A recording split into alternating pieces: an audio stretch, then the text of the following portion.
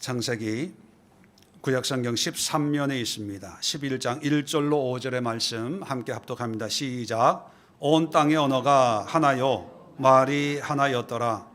이에 그들이 동방으로 옮기다가 시날 평지를 만나 거기 거류하며 서로 말하되 자 벽돌을 만들어 견고히 굽자 하고 이에 벽돌로 돌을 대신하며 역청으로 진흙을 대신하고 또 말하되 자 성읍과 탑을 건설하여 그 탑 꼭대기를 하늘에 닿게 하여 우리 이름을 내고 온 지면에 흩어짐을 면하자 하였더니 여호와께서 사람들이 건설하는 그 성읍과 탑을 보려고 내려오셨더라.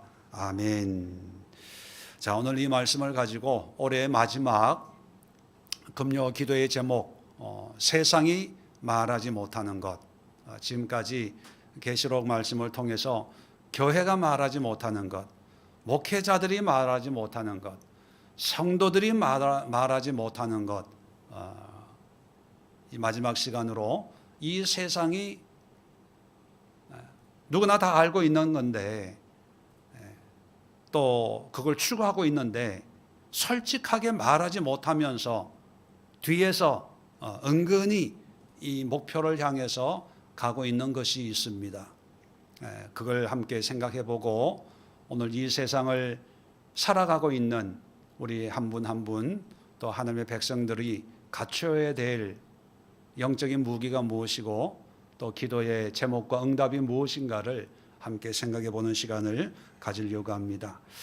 자, 지금까지 우리는 바벨론의 그 실상을 영적인 교회의 타락한 교회의 영적인 실상이다, 이렇게 우리가 말씀을 통해서 해석을 했습니다.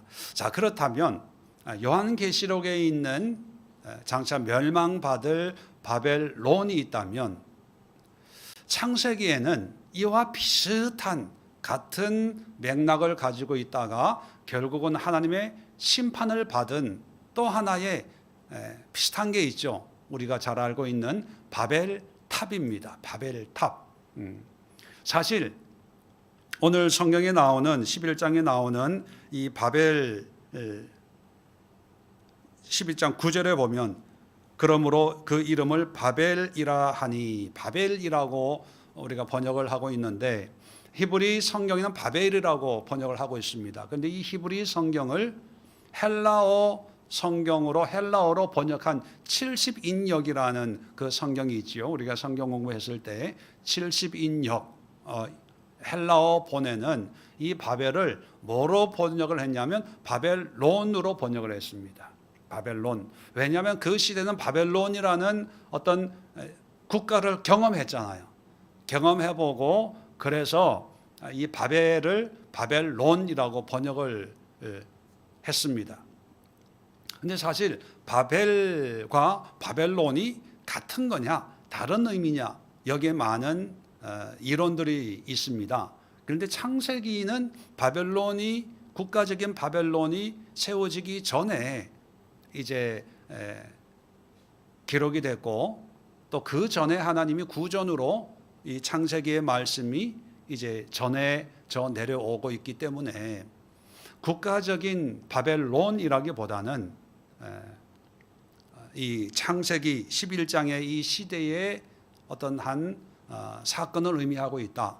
그러면 이 바벨이라고 하는 것이 어떤 의미길래 하나님은 이 바벨탑을 무너뜨리고 또 이 바벨탑을 세우려고 하는 사람들의 언어를 혼잡하게, 언어가 갈라지게 했을까?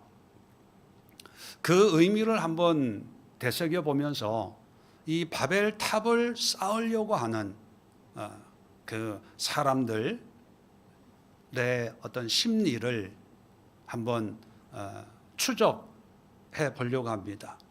짧은 시간 안에 이 바벨탑에 대해서 요점만 간단하게 확인을 한번 해보려고 하는데요. 자, 이 바벨탑을 쌓는 사람이 누구냐? 누가 이 바벨탑을 쌓았냐라는 것에 대해서 10장을 보시면 8절부터 6절부터 보면 함의 아들 노아의 세 아들이 있죠. 그죠? 누굽니까? 함, 야벳, 또 셈. 이 세 아들 중에 함의 아들, 함에 대해서 얘기를 합니다. 이 함은 누구냐? 우리가 그 앞에 그 9장 18절 이하를 보시면 이제 새 땅에 도착을 했는데 노아가 술을 먹고 실수를 합니다. 자, 그랬을 때 이 함이 아버지의 하체를 보고 형제들에게 얘기를 해요. 자, 그럴 때 두 형제들은 아버지의 하체를 보지 않고 뒷걸음쳐서 그 옷으로 덮었죠. 술에서 깨고 그 사실을 안 이 노아가 이 함을 저주를 합니다. 그죠? 자, 그래서 이 6절에 10장 6절부터 나오는 이 함의 자손들은 하나님으로부터 저주받은 그런 사람들입니다. 자, 그런 후손들 중에 8절에 보면 구스가 또 니므롯을 낳았으니, 자, 니므롯이라는 사람의 이름에 우리가 관심을 가져야 됩니다. 이 니므롯은 이 함의 증손자예요. 증손자인데, 자, 이 니므롯이 어떤 사람이냐? 그는 세상의 첫 용사라. 세상의 첫 용사. 우리가 용사하면 어떤 걸 떠오릅니까? 힘세고 용감하고 용맹하고, 우리는 긍정적으로 이 용사의 이미지를 가지고 있는데, 근데 첫 용사다라고 하는 그 의미로는 좀 부정적입니다. 용사라고 하는 것은요, 하나님 필요 없이 내 힘으로 내 능력으로 다 해낼 수 있어, 이렇게 생각하는 사람들의. 자, 9절 봅시다. 그가 여호와 앞에서 용감한 사냥꾼이 되었으므로, 용감하다는 단어와 용사라는 단어가 똑같은 단어예요.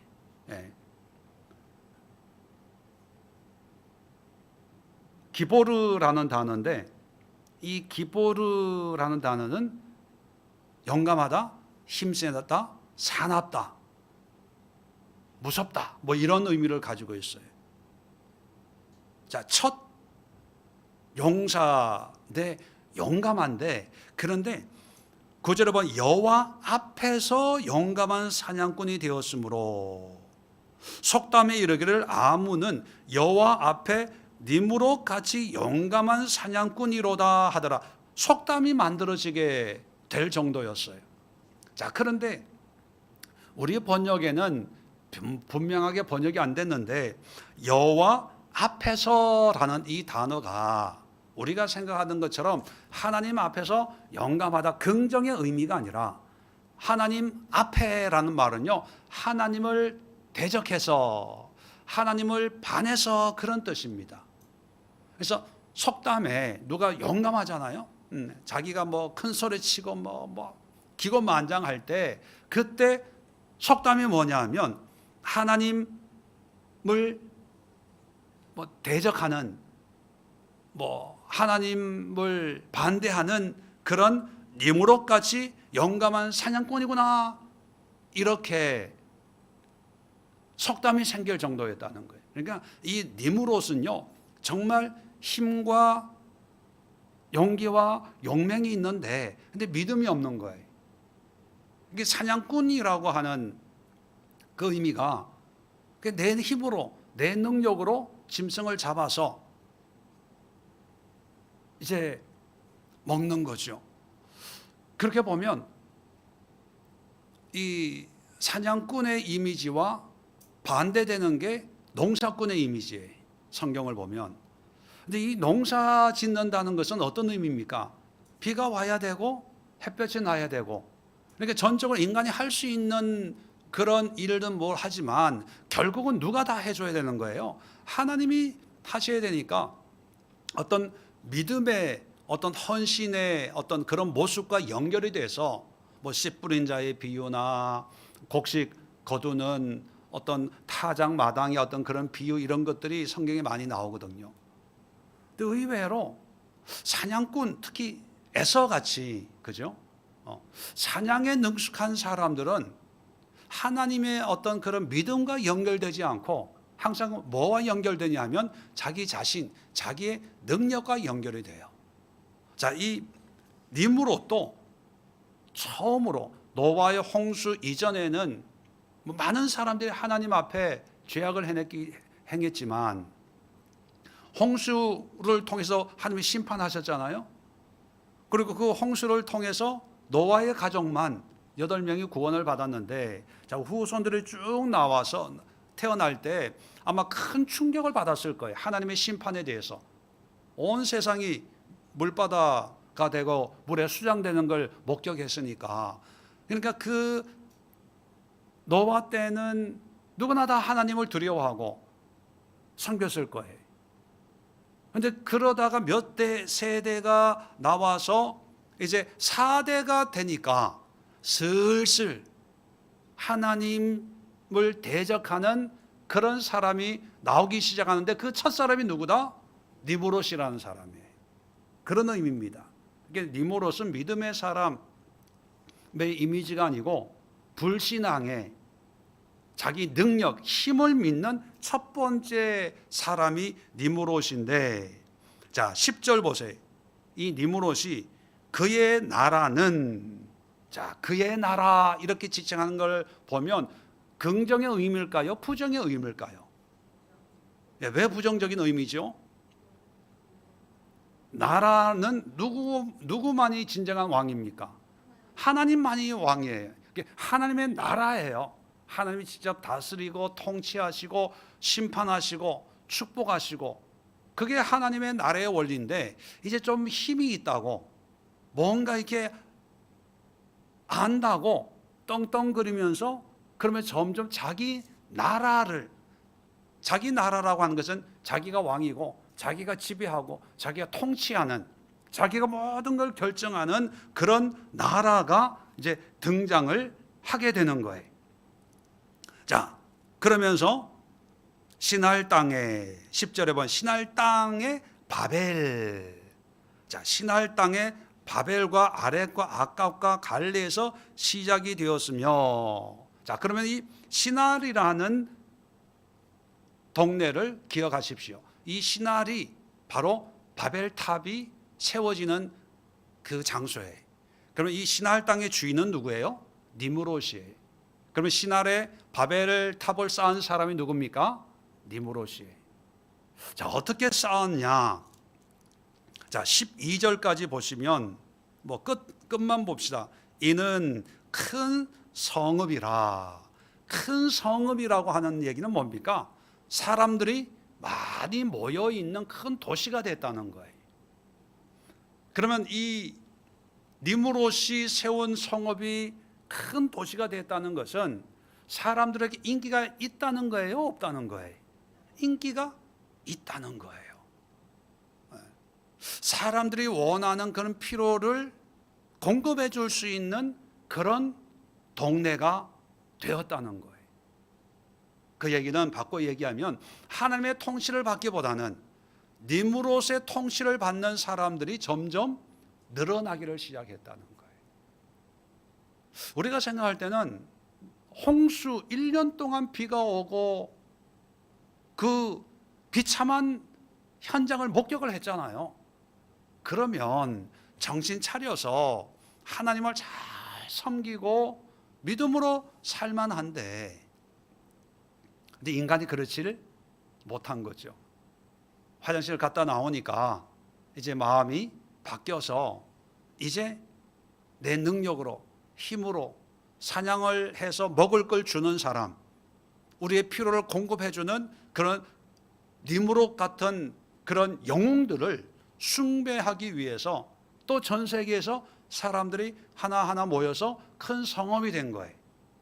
자, 성읍이 되는 것까지는 그렇다고 칩시다. 왜? 하나님이 또 이렇게 이 함의 자손들에게는 은혜를, 믿음의 은혜를 또 안 주셨다라고 우리가 생각해 보면 그렇다고 할 수 있는데, 자, 11장에 오면, 나머지는 생략을 하고요, 11장에 오면 2절에 보면 이에 그들이 동방으로 옮기다가 시날 평지를 만나 거기 거류하며, 시날 평지 누구 땅이라고요? 니므롯 땅에. 자, 거기 거류하면서, 자, 3절에 서로 말하되 벽돌을 만들어 견고히 굽자 하고, 이에 벽돌로 돌을 대신하며 역청으로 진흙을 대신하고, 또 말하되 자, 성읍과 탑을 건설하여 그 탑 꼭대기를 하늘에 닿게 하여 우리 이름을 내고 온 지면에 흩어짐을 면하자 하더니. 자, 이제 시날 평지에 성읍을 쌓고, 이제 10장의 이야기는 결론적인 이야기고 11장은 이제 디테일하게 어떻게 이 니므롯이 시날 땅에서 자기 나라를 세웠는가를 이제 자세하게 분석적으로 설명을 해주는 거예요. 10장은 이제 족보를 얘기하는 거고. 자, 이 니므롯이 동쪽으로 이동을 하다가 시날 땅에 도착을 해서 이제 큰 성읍을 이뤘습니다. 그러니까 참 능력이, 인간적인 능력이 뛰어난 사람이죠. 자, 그래서 얼마나 시간이 지났는지 모르지만 이제 성이 커진 거예요. 자, 커져서 아까 3절에 읽은 것처럼 성과 탑을 쌓는데 뭐라고 얘기하냐? 벽돌을 만들어 견고히 굽자. 벽돌로 돌을 대신하고. 여러분, 돌은 그냥 깎기만 하면 되는 거예요. 근데 벽돌은 여기도 보면 진흙으로 모양을 내서 그걸 구워야 돼요. 여러분, 돌과 벽돌 중에 뭐가 더 진보한 과학 기술일까요? 벽돌이죠. 돌은 자연적인 거고, 그죠? 근데 벽돌은 돌에서 좀 과학 기술이 진보해서, 진흙은 약하지만 이 진흙을 불에 뜨거운 온도에 구우면 돌보다 더 단단하고 우리가 만들고 싶은 그런 모양으로도 만들어낼 수 있어라는, 요즘 AI 같이 그 당시에는요 획기적인 아이템이 된 거예요. 그 얘기는 뭐냐면 과학 기술이 엄청 발달이 된 그런 사회가 됐다는 거예요.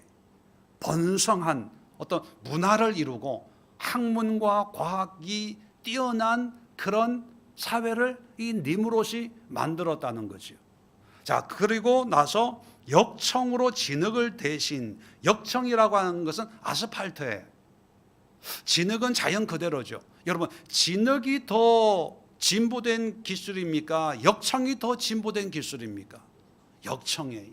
요즘 또 우리가 길을 포장을 할 때 아스팔트에다가 자갈, 돌 섞어서 지금도 하고 있잖아요. 근데 이미 수천 년 전에 이 아스팔트를, 벽돌 사이를 이 본드처럼, 시멘트처럼 서로 결합시키는 그런 용도로 사용할 수 있었다는 것은요, 엄청난 과학이 발전이 된 그런 사회였다는 거예요. 이런 사회이기 때문에 굳이 하나님을 믿을 필요가 없는 거죠. 또 이런 사회이기 때문에 굳이 예배 드리고 뭐 도와주세요, 뭐 해주세요 할 필요가 없다고 생각하는 거예요. 그러니까 어느 정도 이제 힘과 권력과 물질과 권세와 어떤 화려한 문화를 이룬 다음에 이제 니므롯과 그 후손들이, 야, 우리가 성과 탑을 세워서 왜 흩어짐을 면하자 할까요? 하나님 우리에게 땅에 번성해라, 충만해라, 그렇게 말씀하셨거든요. 그 얘기는 뭐냐면 땅에서 흩어져서 이 땅을 다스리고 정복해라. 근데 흩어지면 니므롯 입장에서는 권력의 누수가 생기는 거예요. 고대 사회는 머릿수가 곧 군사력이고 힘인데, 내가 이 사람들을 다스리고 좌지우지해야 내 권력이 더 공고해지는데 흩어지면 안 되잖아요. 그러면 흩어지지 않도록 하려면 어떻게 하는 게 가장 쉬운 방법일까요?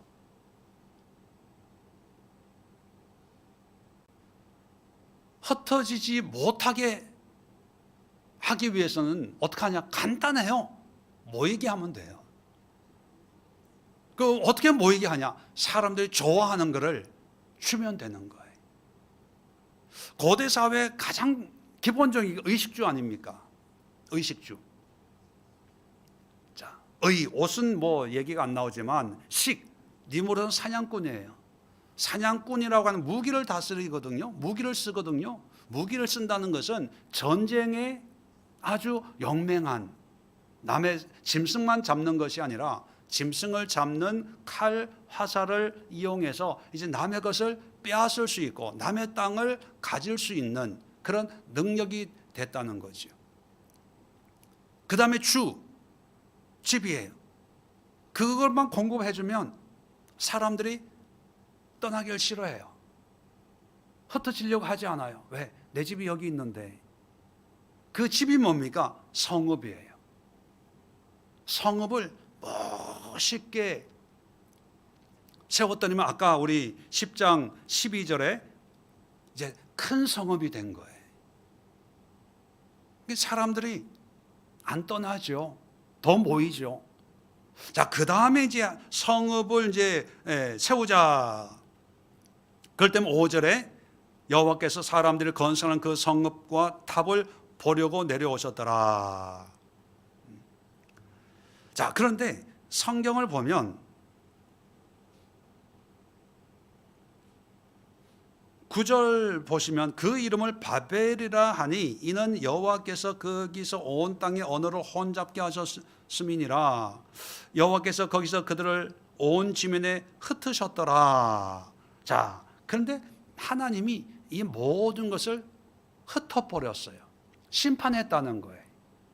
자, 여기서 우리가 한번 이 바벨을 건설하고 바벨 탑을 쌓으려고 하는 니므롯의 그 의도를 보면 오늘날도 똑같이, 그리고 요한계시록 18장에 있는 바벨론도 똑같은 그런 현상들이 나옵니다.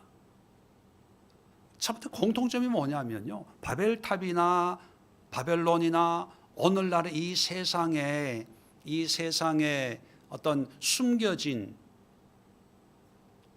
어떤 목적이라고 할까요? 그건 뭐냐면 한마디로 내가 왕이 되고 싶어 하는 거예요. 1인자가 되고 싶어 하는 거예요. 그 1인자라고 하는 것이 권력, 인기, 돈, 명예 뭐 이런 거를 다 얻으려고 해요.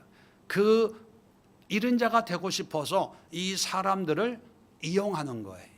그래서 이 사람들에게 필요한 것을 주고 입히고 먹이고 재우는 이유는 이들에게는 행복하게, 편안하게, 안락하게, 풍성하게 이런 말은 하지만 근본적인 목적은 뭐예요?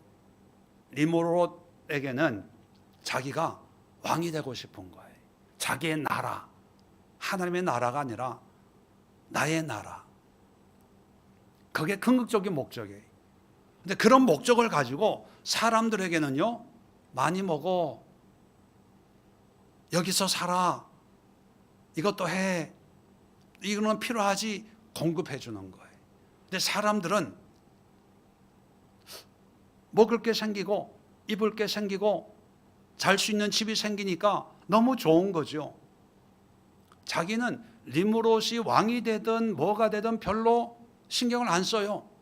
왜 내 삶 내가 사는데 뭐, 그죠? 우리 보통 그렇게 생각하잖아요. 그냥 나만 열심히 살면 되지 뭐. 그냥 단순히 순진하게 그렇게 생각하는데, 근데 니므롯은요, 그러한 순진한 생각들을 이용해서 사람들을 끌어모아서 자기의 나라를 조금씩 세워나가고, 근데 어느 선에서 만족하는 게 아니라 만족이 없습니다. 결국은 누구와 같이 되려고 해요? 하나님, 하늘의 다차. 하늘의 다차라는 것은 선악과를 따먹을 때 하나님처럼 될 수 있다, 이런 뱀의 유혹과도 같은 의미거든요. 바벨론 성의 그 화려한 그런 향료와 장신구와 금은 보화로 치장했던 그 바벨론 성 사람들은 야, 천국 뭐 그렇게 가려고 해. 여기가 천국인데. 여기가 천국보다 더 좋은데. 라고 할 정도로 필요한 것을 모든 것을 공급해 주면서 내가 이 사람들을 다스리고 싶은 그런 욕망이 있는 곳이 바벨론이었거든요. 그렇지만 오늘날 우리가 살고 있는 이 세상도요, 우리는 그냥 단순히 하루 열심히 일해서 먹을 거 먹고 자식들 공부시키고 뭐 노후 대책하고 건강하게 우리는 일반 그냥 서민으로서 주어진 삶을 그냥 단순하게 우리는 열심히 살고 이 사회는 단순하게 필요를 공급해 준다고 생각을 합니다. 그런데 여러분, 영적으로 보면 그런 단순한 속에는요, 반드시 영적으로는 이 하나님을 대적하려고 하는 영적인 힘이 우리를 지배하고 통치하고 있는 게 이 세상이라는 거예요. 우리는 이 세상의 문화 아무 거리낌 없이 그냥 즐겨요. 인터넷, 게임, 음악, 영화, 드라마 아무 생각 없이 즐기고 또 더 좋은 것을 뭐 돈을 주고 구입을 하고 보고 감상하고 아무 생각 없이 해요. 그런데 그런 모든 것들을 우리에게 공급해 주면서 우리의 마음과 생각을 지배하려고 하는 그런 영적인 세력이 있다는 것을 우리는 기억을 해야 됩니다. 그런 세력이 있어요. 저는 아이폰 만든 사람 누구였죠? 죽은 왜 그 사람 있잖아요. 스티브 잡스. 아주 나쁜 사람이라고 봐요. 이 핸드폰을 만들어 가지고 전 세계 그것도 몇 년 안에 이게 파급 효과가 얼마나 컸습니까? 제가 미국에 있다가 한국에 왔을 때 어떤 친척이 저를 태워서 이제 갔는데 그때 차에 카폰이 막대기만한 게 있고 뒤에 트렁크에 안테나 같이 이렇게 해가지고 카폰 하려면 큰 게 이게 했거든요. 그러다가 몇 년 뒤에 오니까 그때부터 이제 애니콜, 삼성 해가지고 배터리도 오래 안 가는데 늘 충전하고 했는데 요즘에는 핸드폰 없는 사람들이 없어요. 그런데 문제는 뭡니까? 그 핸드폰으로 우리의 마음과 생각을 지배해요. 다스려요. 그리고 그 다스림을 위해서 매년 프로그램을 업데이트 해가지고 더 신기한 거, 더 최신의 어떤 게임 이런 거를 우리에게 공급해서 하나님에 대해서 생각하지 못하게 만들어요. 기도할 시간 없게 만들어요. 목사님 바빠요, 할 게 뭐 얼마나 바쁜지 몰라요 하는데 게임할 시간은 있어요. 핸드폰 할 시간은 있어요. 검색할 시간은 있어요. 거기에 몰입을 해요. 기도하는 것 대신에 게임하고 성경 보는 것 대신에 핸드폰 뭐 검색하고 뭐하고 이제는 설교도 AI를 통해서 뭐 다 한대요. 참 이게 정말 위험한 거예요. 신앙은 여러분 좀 다른 얘기지만 신앙은 성경에 있는 내용, 다시 말해 정보로 신앙생활하는 게 절대로 아닙니다. 정보. 우리가 성경에 대한 정보가 없어서 신앙생활을 못했나요? 사실 우리의 믿음의 선배들보다 오늘날 우리 사회는 성경에 대한 정보가 비교할 수 없이 많은 그런 시대입니다. 그런데 우리 믿음의 선배들의 신앙과 오늘날 크리스찬들의 신앙을 놓고 비교할 때 저는 단호하게 우리의 신앙이 문제가 더 많다라고 진단을 합니다. 여러분, 신앙은 정보가 아니에요. 근데 마치 설교나 신앙이나 이런 게 성경의 내용을 많이 알면 믿음이 자라는 줄 알고 AI에 다 물어봐요. 챗 GPT, 요즘에는 제미나이라고 새로운 버전의 그런 게 또 나와가지고 레포트나 설교나 뭐 이런 걸 다 물어보면 탁탁탁탁 다 알아서 해준대요. 자, 이런 시대에 우리는 돈을 주고 월 얼마씩 주면서 거기에 매여서 있는데, 내가 하나님의 종이 아니라 이 세상의 종으로 지배당하고 있다고 그 누구도 생각하지 못한다는 거예요. 왜? 옛날에는 돌보다는 벽돌이 더 비싸고 고급스럽고 진흙보다는 역청이 더 최신 기술이라고 여겼잖아요. 그걸로 집을 지니까 사람들 와 하고 그게 다 달라붙어서 성도 쌓고 탑도 쌓아요. 똑같은 이치로 오늘날은 AI로, 컴퓨터로, 인터넷으로, 비대면으로, 뭐 자율주행으로, 이게 벽돌이나 역청의 역할을 똑같이 하고 있는 거예요. 그런 세상이 너무 좋은 거예요. 더 누리고 싶고 더 최신의 것, 그러면서 하나님을 섬기는 게 아니라 이 세상 니무롯을 섬기는 거예요. 이 세상에도 니무롯 같은 존재들이 분명히 있습니다. 그래서 이 사람들을 제가 깜짝 놀란 게 이번에 쿠팡 사태를 보면서, 야, 이 시대 정말 저놈이 니무롯 같은 놈이구나. 24시간 뭐 로켓 배송, 뭐 우리 집은 로켓 배송이 안 돼요. 그냥 일반 택배만 되는데, 이런 걸 하면서 노동자들이 과로로 쓰러지고 뭐 해도 자기는 그냥 왕인 거예요. 엄청난 재산을 불리면서 미국에서, 그게 현대판 리모롯이에요. 근데 그 로켓 배송, 여러분 그 회사에 대해서 얘기하는 게 아닙니다. 오해하면 안 됩니다. 그 로켓 배송을 이용하는 이용자들은 그런 걸 전혀 모르고 그냥 편리한 거예요. 좋은 거예요. 신기한 거예요. 오늘 밤에만 주문을 하면 내일 아침에 현관에 딱 도착하니까 환호하는 거예요. 너무 편리한 거죠. 그러니까 모여드는 거예요. 뭐 그 회원이 뭐 3천만이라면서요. 3천 몇백만. 근데 거기에 매이는 거예요. 그러면서 오너는 흐뭇한 거죠. 그래서 이 사람들 흩어지지 않도록 새로운, 아마 이제 로켓 배송이 있었으니까 이제 나중에는 이제 뭐 미사일 배송,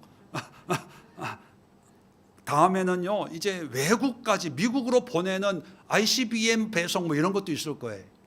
그런 걸 자꾸 하면서 이 사람들을 계속 묶어두는 거죠. 내 사람으로, 내가 지배하려고 하는. 그러면서 이제 그 힘과 능력을 하나님과 이제 대결하려고 하는 그런 정도로 하나님을 대적하는 그런 모습들이 나온다는 거죠. 자, 그런데 성경은 이러한 모습들을요 누누이 경고를 했습니다. 구약에는 구약식대로, 신약에는 신약대로 예수님과 어떤 사도들이 누누이 말씀을 했는데, 요한복음 16장 33절 예수님이 직접 뭐라고 말씀하셨냐면, 요한복음 16장 33절입니다. 이것을 너에게 이르는 것은 너희로 내 안에서 평안을 누리게 하려 함이라. 세상에서는 너희가 환난을 당하나 담대하라. 내가 세상을 이기었노라. 예수님이 이러한 니무롯, 세상의 왕도를 타려고 하는 이 니무롯을 내가 이겼다 선언을 하셨어요. 이 얘기는 뭐냐면 예수님 외로는, 하나님 외로는 이 세상의 니무롯을 이길 수 있는 방법이 없다, 그런 의미거든요. 이걸 깨닫고 요한이, 사도 요한이 요한일서 5장 4절 5절에 이렇게 말씀합니다. 무릇 하나님께로부터 난 자마다 세상을 이기느니라. 세상을 이기는 승리는 이것이니 우리의 믿음이니라. 예수께서 하나님의 아들이심을 믿는 자가 아니면 세상을 이기는 자가 누구냐? 믿음이 이긴다는 거예요. 자, 그러면 여기서 중요한 개념이 우리가 니무롯과 싸워야 되냐? 싸우라는 얘기는 없어요. 뭐 세상 쿠팡도 안 하고 핸드폰도 안 하고 뭐도 안 하고 그냥 성경책 하나 들고 평생 살아라 이렇게 말씀하지 않아요. 오히려 하나님이 우리를 세상에 보내셨어요. 세상에 보내면서 어둠의 빛이 되라. 세상에 소금이 되라. 세상을 떠나라 얘기하지 않았어요. 또 제자들 내가 너희를 세상으로 보낸다. 땅끝까지 이르러 내 증인이 되라. 그렇게 말씀하셨어요. 자, 그렇다면 우리는 이 니무롯이 지배하려고 하는 이 세상에서 어떻게 이 세상을 이길 수 있을까? 바로 믿음이라는 거예요. 믿음. 이 세상을 살지만 세상에서 믿음의 가치관을 쫓아야 된다는 거예요. 믿음의 기준으로 살아야 된다는 거예요. 핸드폰을 해야 되죠. 인터넷은 필요합니다. 유익해요. 뭐 하기에? 믿음 생활하기에 유익하게. 그렇게 이런 니무롯이 공급해주는 모든 것을 거절할 필요는 없지만 이 모든 것을 가지고 하나님의 유익이 되게 해야 되는데 이 바벨탑을 쌓는 사람들은 니무롯이 공급해주는 것에 취해가지고 성은 쌓으니까 너무 좋잖아요. 거기까지만 하면은 그나마 괜찮은데 뭐까지 합니까? 탑까지 쌓아요. 하늘에 닿자. 그래 이참에 하던 거 좀 더 높이자. 처음부터 탑을 쌓자 이러면 나 못해. 뭐 그랬을 거예요. 성을 쌓고 집을 지어 보니까 돌보다는 벽돌이 좋고 진흙보다는 역청이 훨씬 좋다는 걸 느끼거든요. 그러니까 탑을 하나 만들어 볼까? 되네. 올라가네. 2층, 3층, 100층 되네. 야, 조금만 더 하면 되겠다. 조금만. 자, 그런 모습을 보시려고 하나님이 내려오신 거예요. 뭐냐 하면 하나님은 탑이 하늘에 닿나 안 닿나 여기엔 관심이 없어요. 어디에 관심이 있습니까? 사람들 마음, 생각. 그래서 언어를 흩은 거예요. 흩어버린 거예요. 그런데 사도행전에 보면 오순절 사건이 있죠. 오순절 사건의 일심으로 하나님 예수 그리스도의 말씀에 순종해서 다락방에서 일심으로 한 마음으로 기도했어요. 하나님의 은혜를 사모하면서. 그럴 때면 어떻게 돼요? 바벨탑 사건으로 언어가 갈라졌던 것이 어떻게 돼요? 하나가 되는 거예요. 하나님이 뭘 원하는가? 하나님의 관심은 어디에 있는가가 보여지는 거예요. 하나님은요, 바벨탑을 쌓고 니무롯이 왕노릇하고 니무롯이 주는 어떤 그런 세상의 유익에 뭐 누리고 안 누리고 이게 중요한 게 아니라 때로는 누리게 해요. 누릴 필요가 있어요. 돈도 있어야 되고 명예도 있어야 됩니다. 게임도 해야 돼요. 인터넷도 해야 되고 핸드폰도 있어야 돼요. 그런데 이걸 누구를 위해 쓰냐 이거예요.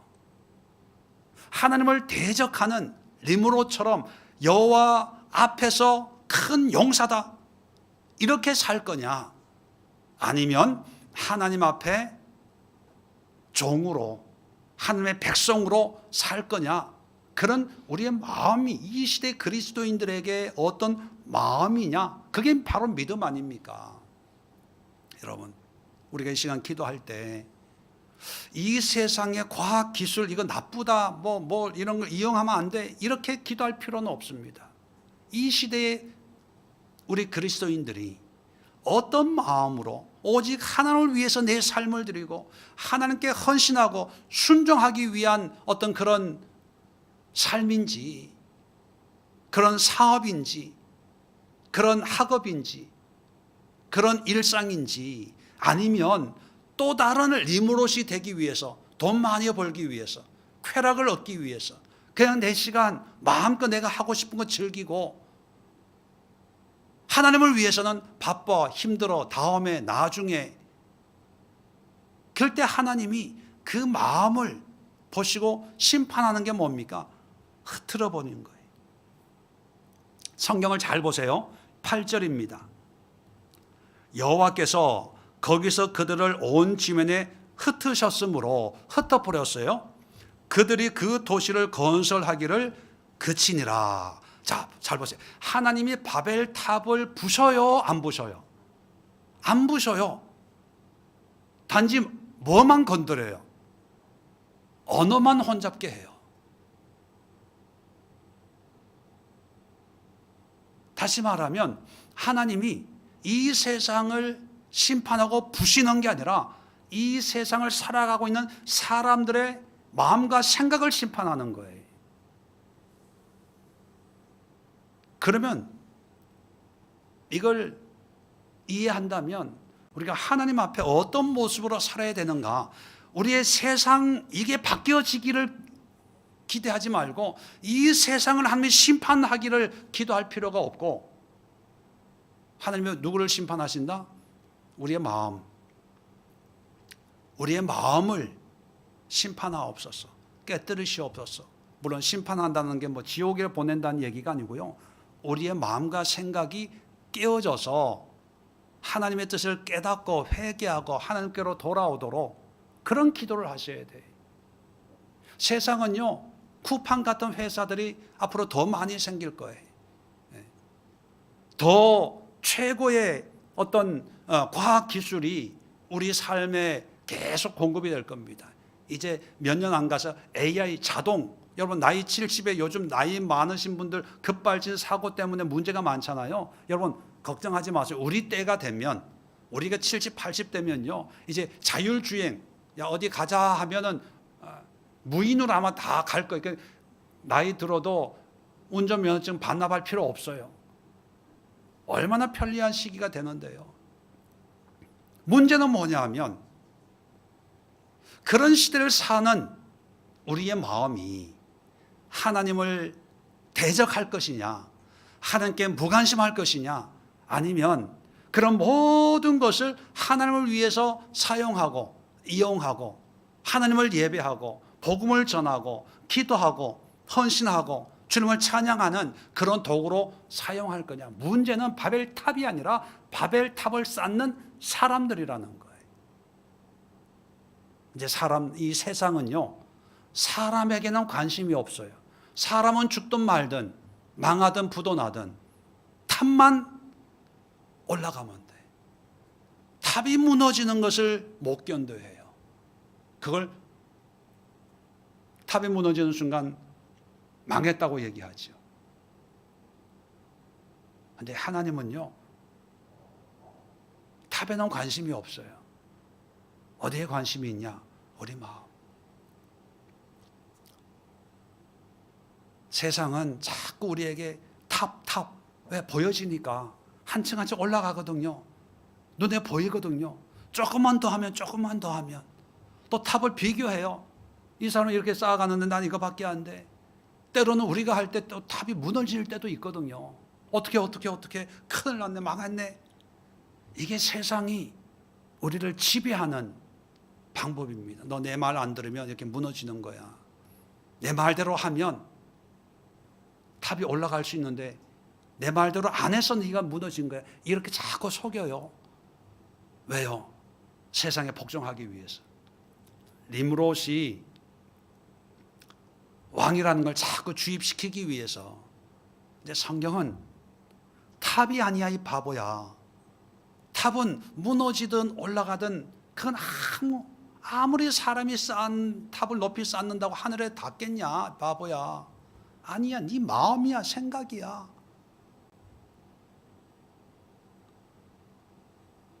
아무리 어려워도 우리의 마음이 하나님을 향해서 단 마음이 되고 온전한 마음이 되고, 아무리 힘들어도 기도가 있고 찬양이 있고 예배가 있고 말씀이 있으면 하나님은 그걸 통해서 하나님의 역사를 이루어 가세요. 여러분 세상에 속지 마세요. 세상이 끝이다 해서 끝나는 게 아니고, 세상이 망했어 해서 망하는 것이 아니고, 세상이 성공이야 해서 성공이 아니고, 세상이 부자다 해서 부자가 되는 게 절대로 아니고, 하나님이 허락하셔야 된다는 것. 여러분 오늘 이 시간 기도할 때 우리의 마음이, 내 생각이 어디에 있는지, 하나님께 있는지 내 사업에 있는지, 내가 기대하고 소망하는 것이 하나님께 향하고 있는지, 아니면 내 거래처, 내 주변에 있는 어떤 사람, 내 주변에 있는 사장님, 나를 도와주기로 한 어떤 그런 천사 같은 그런 사람 있는지, 내가 하고 있는 것이 바벨탑을 쌓는 그런 일인지, 아니면 열심히 하루하루 열심히 살지만 바벨탑이 아니라 하나님을 찬양하고 하나님 앞에 쓰임 받으려고 열심히 살고 있는지. 여러분 정말 세상이 교묘하게 우리를 속이고 있고 말하지 않고 있기 때문에 우리가 속을 때가 너무나 많습니다. 목회도 마찬가지예요. 목회 교회도요, 오늘날의 니무롯이 목사가 되고 장로가 되고 부장이 되고 권사가 되고 집사가 되고 해서 니무롯의 세상이 되는 그런 교회들이, 제가 어떤 교회를 안다 이게 아니라 신앙적으로 영적으로 그게 요한계시록의 바벨론 아닙니까? 화려하게 세상의 모든 곳으로 다 누리는 그런 바벨론을 만드는 것이 성공이라고 하는데, 하나님이 한날에 다 망하게 하시잖아요. 맷돌을 바다에 던지는 것처럼 심판하지 않습니까? 우리가 뭐에 관심을 가져야 되고 뭐가 중요한가를 우리가 깨달아야 되는데, 여러분 니무롯에 속지 마십시오. 니무롯이 주는 능력에, 니무롯이 주는 그런 화려함에, 니무롯이 주는 그 편안함에, 니무롯이 주는 그 달콤함에 속지 마십시오. 속는 순간 우리는 종이 됩니다. 속는 순간 노예가 돼요. 여러분 깨어나십시오. 분별하십시오.